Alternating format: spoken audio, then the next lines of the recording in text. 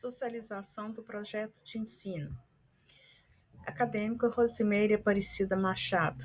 A disciplina, projeto de ensino, é a área de concentração em neurociência e educação. E o tema utilizado para o projeto de ensino é a neuroplasticidade e reabilitação cognitiva por intervenção psicopedagógica. O que justifica a escolha do tema é a compreensão de que os mecanismos da neuroplasticidade elas podem ajudar o psicopedagogo a planejar intervenções mais eficazes e adaptadas à necessidade de cada indivíduo, de forma individual. Porque a inter-relação entre neuroplasticidade, reabilitação cognitiva e intervenção pedagógica forma um tripé fundamental para o desenvolvimento das práticas educativas e terapêuticas inovadoras e transformadoras. Assim, os objetivos são, primeiramente, o objetivo geral é trazer uma reflexão sobre a importância da neuroplasticidade na reabilitação cognitiva, isso com foco na intervenção psicopedagógica, que possibilita a análise da integração dos saberes e como esses saberes podem potencializar a aprendizagem e promover o desenvolvimento humano de maneira mais efetiva e sensível e de acordo com cada um, com a singularidade de cada sujeito. Quanto aos objetivos específicos, esses foram compreender os conceitos fundamentais de neuroplasticidade e sua relevância para a aprendizagem, investigar as principais estratégias utilizadas na reabilitação cognitiva e sua relação com a reorganização das funções cerebrais. E, por último, identificar como a intervenção psicopedagógica ela pode estimular essa neuroplasticidade, favorecendo a superação de dificuldades da aprendizagem. O trabalho vai tratar da aprendizagem humana como um processo dinâmico que é influenciado por fatores biológicos, emocionais, sociais e culturais. E dentro desse conceito, a psicopedagogia se destaca como uma área de conhecimento voltada para a compreensão das dificuldades de aprendizagem e para a proposição de estratégias que favoreçam o desenvolvimento integral do indivíduo. Para a fundamentação teórica, buscou-se na literatura, insights como Cielo e outros, a base teórica que vai dar sustentação aos enunciados da pesquisa. Então, a partir da área de estudo da neurociência, foi proposto conhecer a teoria em torno do tema. Para isso, estudou-se Ribeiro e Freitas, 2019, para que, apesar dos avanços em política de inclusão, a efetividade da educação inclusiva ainda é limitada. E para que a inclusão escolar seja realmente efetiva, é essencial compreender as especificidades da deficiência intelectual e dos transtornos de desenvolvimento, além de adaptar o currículo às necessidades desses alunos. É óbvio, tem que ter um currículo adaptado para a necessidade. E a psicopedagogia, como uma disciplina que estuda e trabalha com as aprendizagens humanas, ela oferece um campo de intervenção, e os limites são amplos. O próprio processo humano de aprendizagem é um fenômeno complexo, envolve múltiplos fatores, desafia qualquer tentativa de explicação a partir de um discurso científico único. Então, não se pode basear em uma única teoria para se abranger toda a complexidade do aprendizado humano. Santos e Silva, 2021, diz que a aprendizagem faz parte da existência humana e ela se manifesta de diferentes formas em variados ambientes. Dessa forma, o psicopedagogo ele pode atuar em escolas, clínicas, hospitais, organizações e outros lugares onde haja interação humana. Tanto pode ser de forma preventiva, evitando que os problemas apareçam, quanto terapêutica, ou seja, intervindo, dialogando com outras áreas do conhecimento, dada a complexidade de aprender e de quem aprende. Essa é a fala de Castanho em 2014.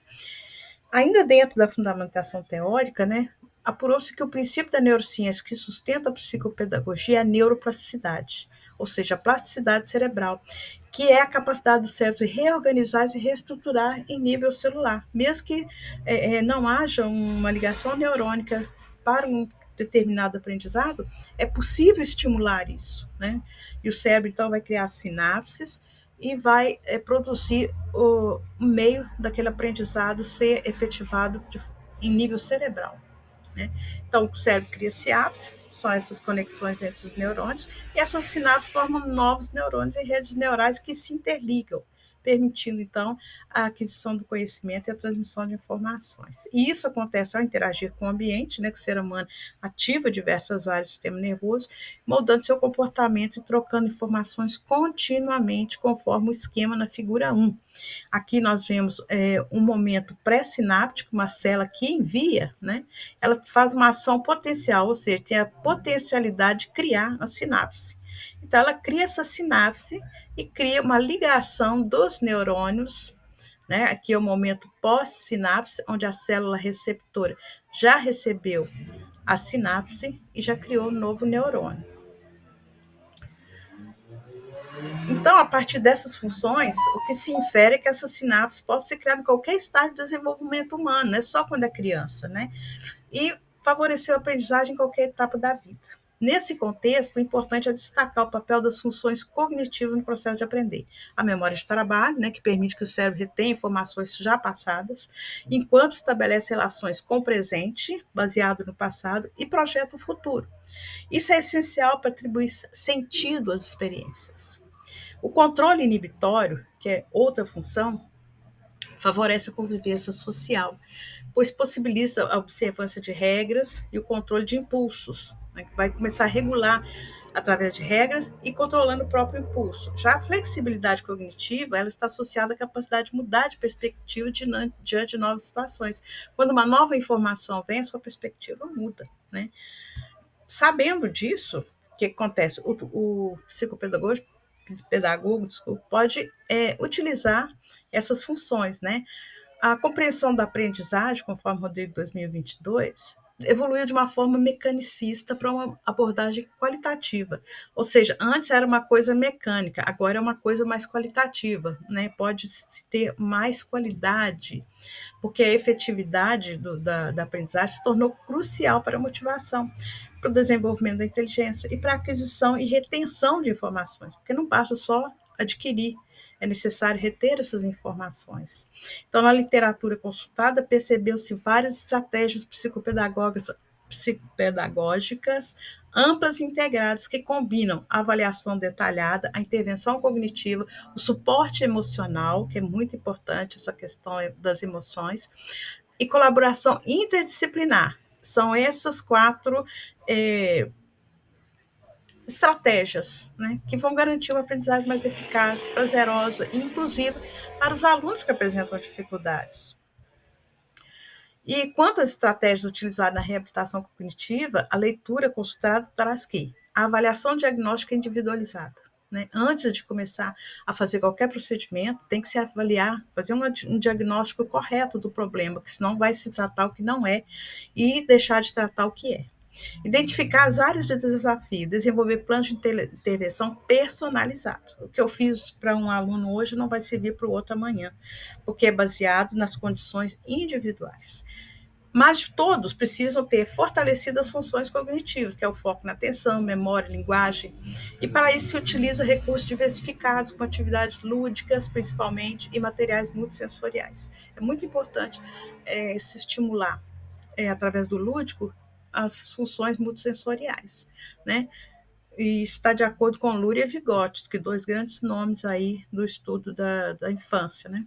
A interdisciplinaridade, a colaboração com outras áreas, como a neuropsicologia, pode definir o perfil funcional da criança, permitindo a seleção de estratégias pedagógicas adequadas para cada problema. E também os programas de treinamento cognitivo, né, para estimular funções deficitárias, favorecer o desempenho e habilidades escolares essenciais. Também é necessário currículos baseados em análise de comportamento para melhorias na aprendizagem. Avaliações funcionais individualizadas, planejamentos curriculares adaptados, tudo isso vai promover, além da autoestima, que é muito importante, essa questão afetiva, a questão da autoestima, e motivação, né? O engajamento emocional, ele influencia diretamente o desempenho escolar. E é necessário ter uma parceria com professores e familiares, criação de ambientes acolhedores, adaptados, enfim, tudo o arcabouço necessário para que o aluno venha a se desenvolver, inclusive nas habilidades sociais e emocionais, né? Promovendo equilíbrio emocional, melhor convivência escolar. Nesse aspecto, a atuação do psicopedagogo ele deve partir de uma profunda compreensão dessa trajetória acadêmica e social do aluno, suas experiências, influências, né? O que é obtido, por exemplo, através de uma anamnese com pais, tá? Os pais ou cuidadores devem ser consultados antes disso, para identificar, prevenir e intervir nas alterações de aprendizado, certo? Por último, mas não finalmente, né? Identificadas as causas, vem o planejamento e a intervenção, que deve ser diversificado, estimulante, para estimular o cérebro, né? Para ele ser capaz de criar essas sinapses da maneira que se espera. Jogos educativos, quebra-cabeça, desafios, enfim, tudo isso vai estimular essa produção de sinapse cerebral, né, essa neuroplasticidade. E não deve ser uma coisa sempre a mesma coisa. Tem que se diversificar as estratégias de ensino e transição para método centrado no aluno. Né? O aluno é o centro de tudo isso. Essa foi uma revisão bibliográfica de natureza qualitativa e descritiva, como eu já disse, se buscou insights como Cielo, Periódico Capa, Google Acadêmico, né, os artigos que foram consultados.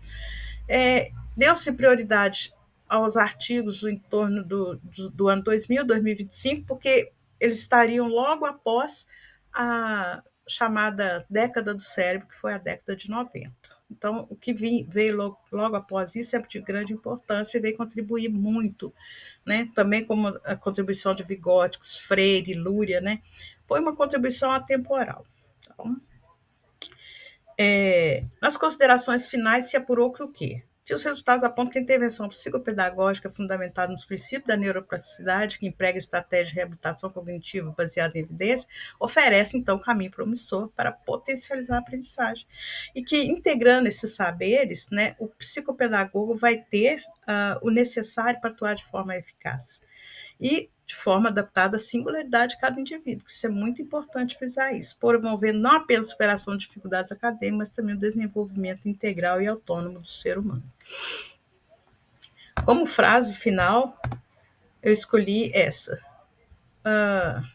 É uma frase de Paulo Freire, que não está completa aí, mas diz o seguinte: passar conhecimento, educar não é passar conhecimento, mas criar as possibilidades para a sua própria produção ou a sua construção. Obrigada.